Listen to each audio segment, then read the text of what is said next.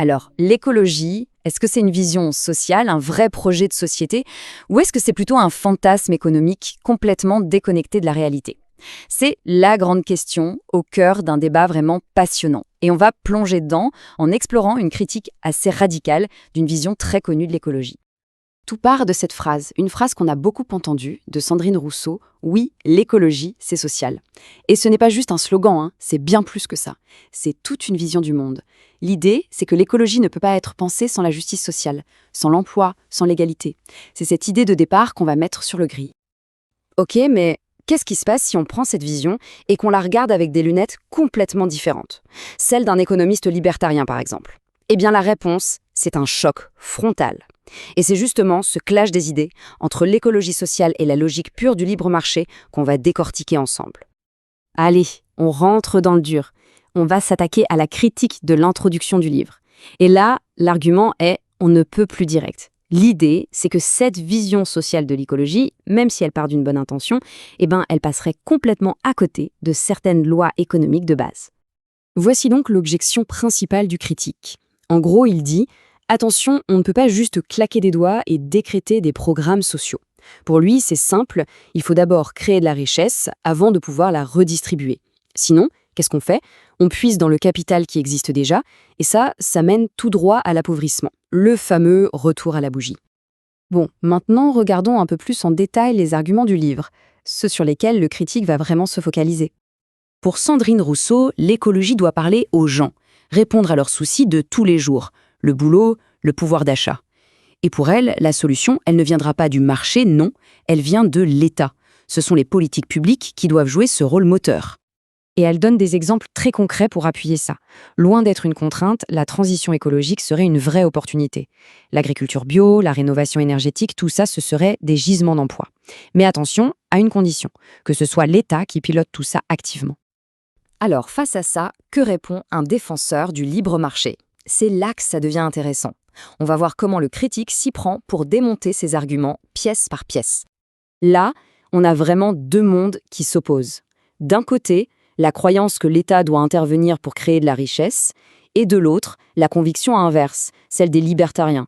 C'est quand l'État n'intervient pas, le fameux laisser-faire, que le marché peut vraiment s'épanouir et créer de la prospérité.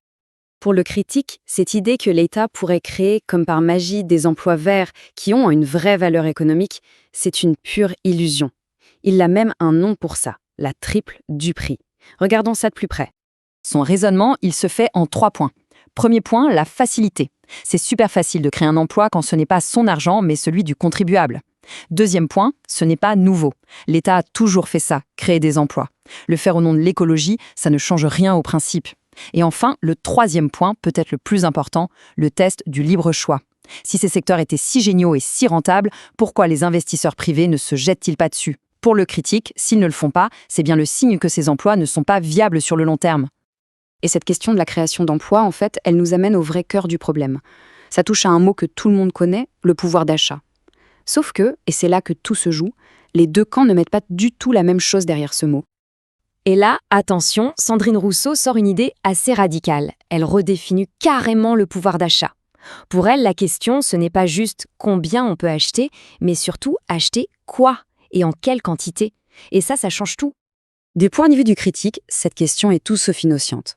Pour lui, c'est une attaque en règle contre le principe même de la liberté économique de chacun. Et il y a une petite phrase qui fait tiquer le critique. C'est le « que l'on juge nécessaire ». Pour lui, tout est là. La question c'est « mais qui est ce « on » qui décide pour tout le monde de ce qui est nécessaire ou pas ?»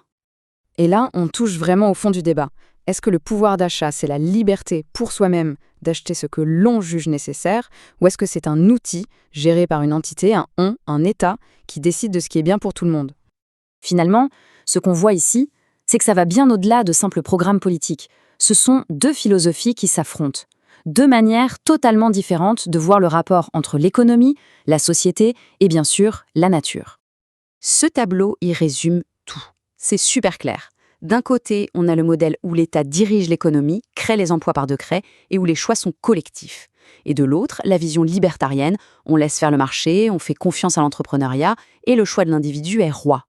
Donc, face à cette écologie sociale et collective, Le critique, lui, propose une autre définition de ce que c'est l'écologie.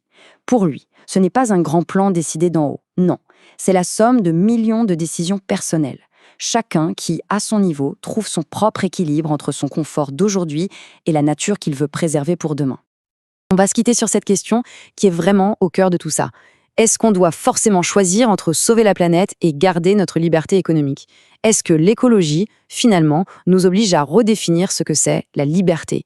La question est posée et elle est loin, très loin, d'être simple.